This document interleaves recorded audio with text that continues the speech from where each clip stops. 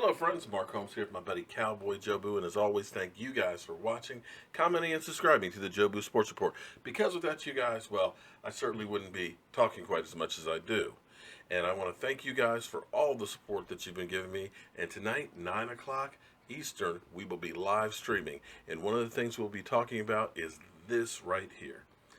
Basically, we're hearing that the NFL is not going to make a decision this week on Zeke Elliot, and you kind of understand probably why, because we have the Hall of Fame game on Thursday, and they really don't want the negative publicity behind that one way or the other. But I have to ask, is there a hidden agenda here? Because thanks to Mike Fisher, he ended up kind of letting me know something that I did not realize before. And could it be a conflict of interest? And what a conflict of interest is when basically you're deciding something that has a bearing on you personally. That's why you'll see judges that will recluse themselves from cases because it affects me directly. Well, here's where it's interesting to me is the Zeke Elliot case. When you've got Stephen A. Smith even going on board saying, hey, this is ridiculous. You've held the man hostage for a year. If you've got some evidence, come out with it and so forth. Otherwise, let it go. It should be over with. When you look at Darrelle Revis' case, where we had felony charges and arrest that were dropped, it took them not even 2 months to say, okay, we're done and over, we've investigated. And we find you innocent. And he's been able to go on with his life. He hasn't signed with anybody yet, but he has the opportunity. But yet here it is a year later, we're still dealing with Zeke Elliot in this whole story. Every day we're told maybe this is going to be the week, maybe it's not going to be the week. That the NFL is still looking into it. Well, here's where it's interesting to me. And I'm not saying that she has a hidden agenda, but it doesn't look real good that the person that the NFL hired after the Ray Rice incident, which looked really bad, Lisa Friel, I probably mispronounced it, forgive me, I'm a name butcher, but that's what I do. She was a prosecutor. They even had a special on her sex crimes and things like that. Very respected prosecutor. She's been in the head of the NFL's domestic violence program and investigation since 2014. She is in charge of the Zeke Elliot situation. Now, there was the Josh Brown incident. So the NFL came out and said, any cases of domestic violence, 6 games, minimum suspension. Yet Josh Brown was convicted of domestic violence and only served a 1-game suspension. And until it came to light about the diary that talked about the abuse he had on his wife,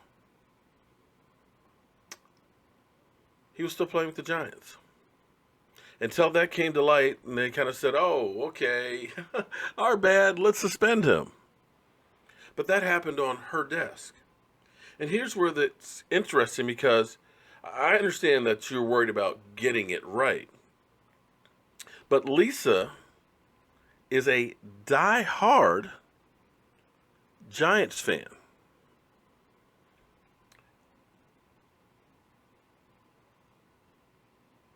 Her office, let me read this quote. The opinion largely comes down to a woman named Lisa Friel, whose league office is adorned with portraits of former New York Giants quarterback Phil Simms and current quarterback Eli Manning.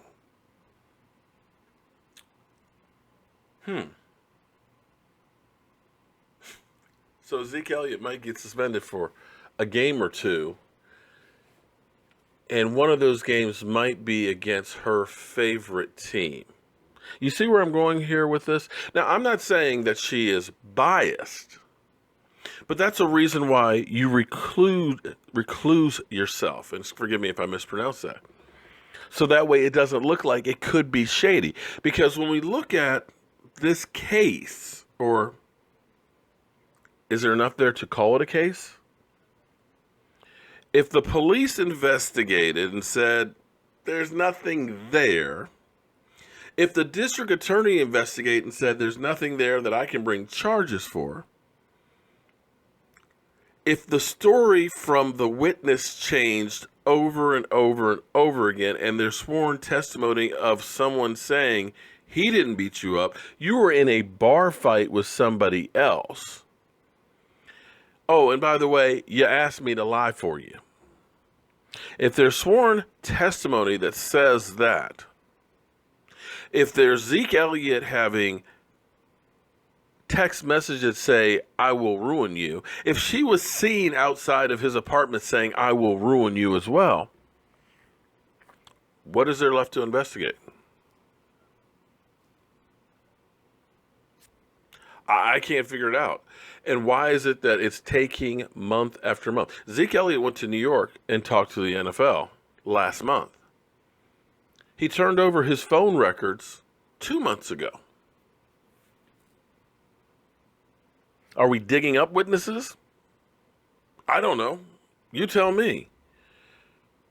But if the prosecutor is a diehard Giant fan, and her former boss said, yeah, you won't find a bigger Giant fan, does that sound kosher to you guys? Let me know what you think on that one. Because, I'm sorry, there's something wrong with that situation. So we'll go through another week where we're held hostage, wondering if the person who holds Zeke Elliott, who's a Giants fan in New York, if we can guarantee that she's going to make an unbiased decision. Very interesting. We'll be talking about this at 9 o'clock, and I hope you guys join us here. There's a lot to talk about. The Cowboys are practicing right now as we speak, and hopefully nobody will get hurt. I'm Mark Holmes. This is CowboyJobu, and we're doing our investigative reporting to keep you guys in the loop.